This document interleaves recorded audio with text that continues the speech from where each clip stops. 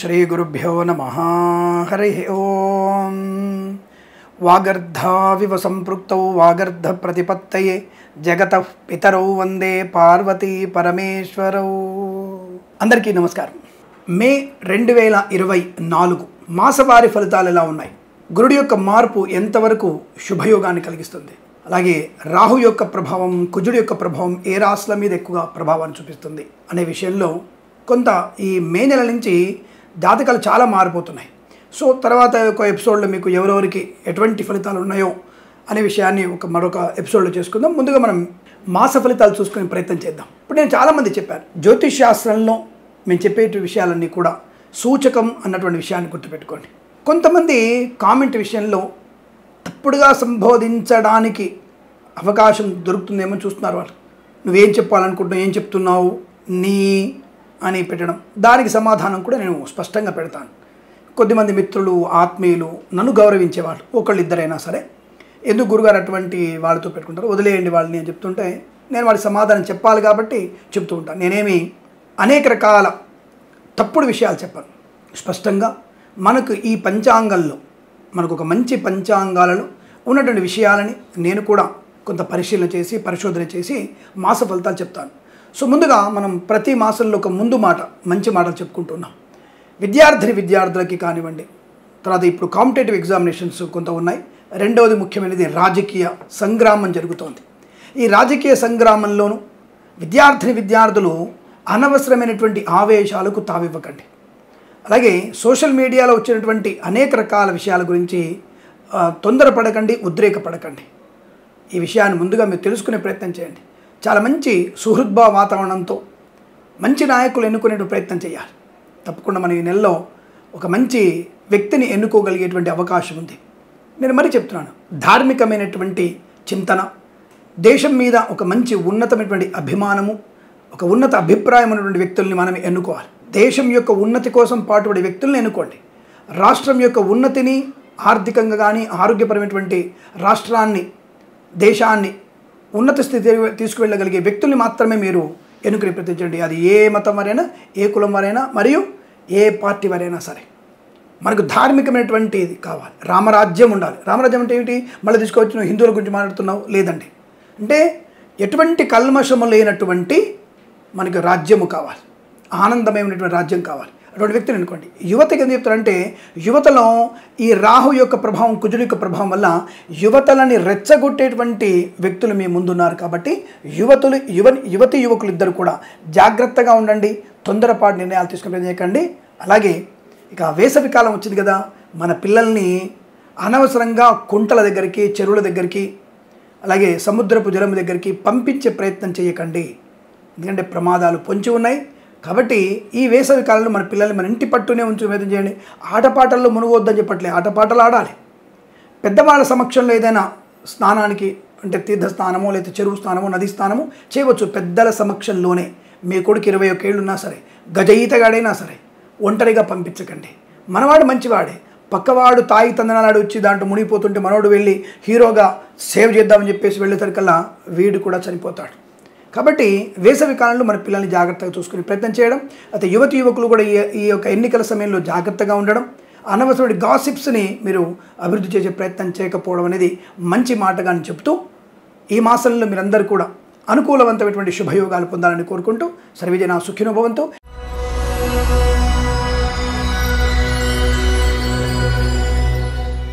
అందరికీ నమస్కారం. కర్కాటక రాశి 2024 మే మాసంలో ఎలా ఉండబోతోంది? చాలా మంచి సుహృద్భావ వాతావరణం, చాలా మంచి ప్రయోజనం, ఆనందయోగం. ముఖ్యంగా 4 వారాలు కూడా వీరికి లాభం. మొదటి వారంలోనే ఉద్యోగం, మీరు ఎక్స్పెక్ట్ చేయని ఉద్యోగం. ఒకవేళ మీరు ఐఏఎస్ ఆఫీసర్గా పరీక్షలు రాసినా దాంట్లో తప్పకుండా మీకు ఐఏఎస్ ఆఫీసర్ అయ్యేటువంటి అవకాశాలు ఉన్నాయి. సిఏ కంప్లీట్ అయిందా, తప్పకుండా ఒక వ్యవస్థ ఏర్పాటు చేయవచ్చు. ఎంబీఏ పూర్తయిందా, వ్యాపారం చేయవచ్చు, ఉద్యోగాన్ని పొందుకోవచ్చు. ఇలా ఏదైనా సరే మీకు మంచి ప్రయోజనకరమైనటువంటి ఉద్యోగ లాభం.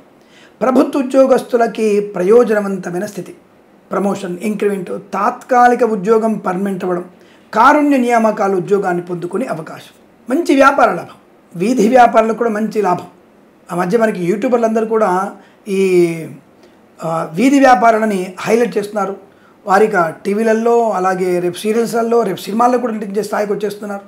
అనామకులని పాటలలో వాళ్ళ పేర్లు పెట్టేసి కూడా వాళ్ళని వాడుకోవడం అంటే వాళ్ళకి మంచి ప్రయోజనం, ఒక స్థాయి కల్పిస్తున్నారు, మంచిదే. కానీ యూట్యూబర్ల వల్ల నష్టం ఏంటి అంటే వాళ్ళు సగం దాకా తీసుకొచ్చి గాల్లో వదిలేస్తున్నారు.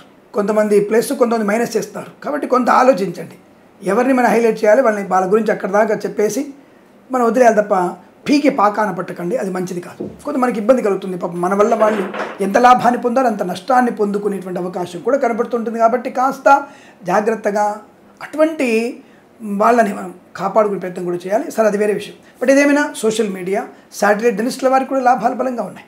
ఈవెంట్ మేనేజ్మెంట్ వారికి, బోర్బాల్తో వారికి, తోలు రెగ్జిన్ షూ పరిశ్రమలో లాభాలు, పాడి పరిశ్రమ పౌల్ట్రీ పరిశ్రమలో అభివృద్ధి పొందుకోవడం, చేనేత వస్త్ర దర్జీ పనిచేసే వారికి, పెట్రోలియం బేకరీ నూనె ఉత్పత్తులకు కూడా లాభాలు బలంగా ఉన్నాయి.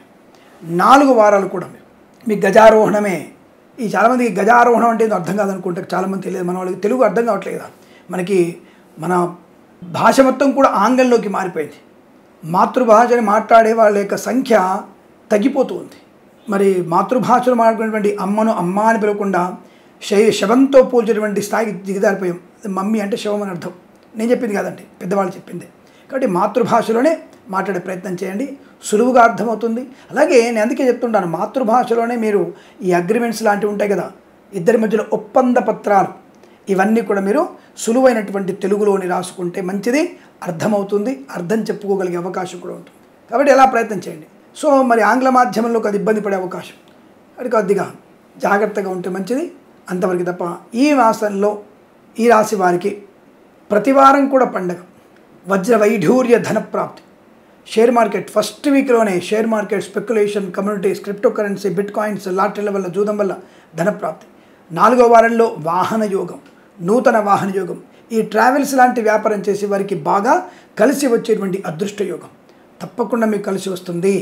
మీ వ్యాపారం దినదిన ప్రవర్ధమానమైనటువంటి అవకాశాలు ఉన్నాయి. కొత్తగా 2-3 వాహనాలు కొనుగోలు చేసేటువంటి అవకాశం కూడా ఉంటుంది.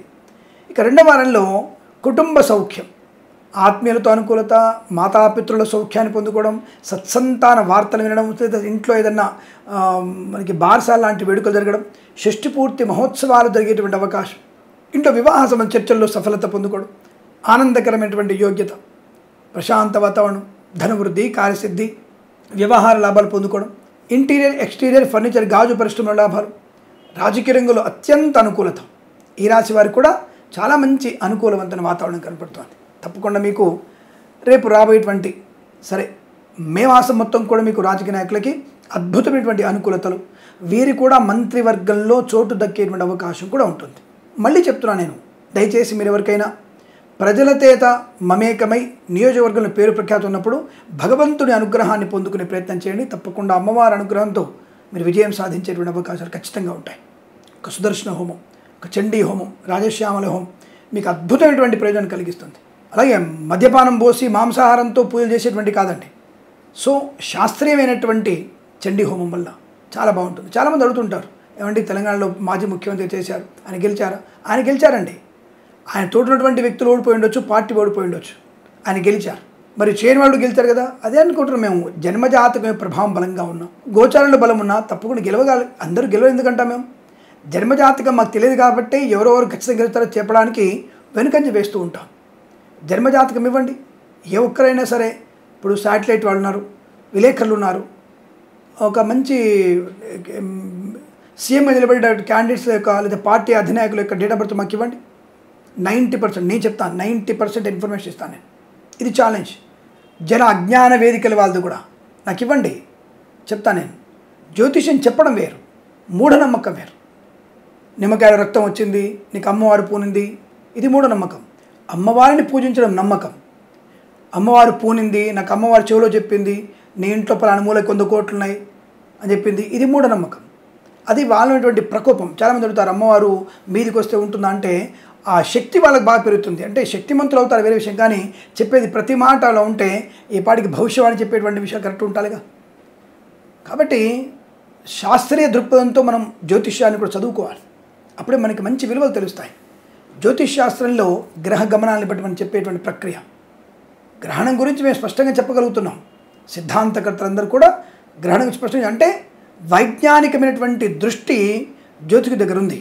కానీ పబ్బం గడుపుకునేటువంటి జ్యోతిష్కుల యొక్క బెడద మంచి వాళ్ళ మీద ప్రభావం చూపిస్తుంది. కనుక అప్రమత్తంగా ఉండే ప్రజెంట్ దొంగ జ్యోతిష్కుల వల్ల ఇబ్బంది పడతారు మీరు కూడా.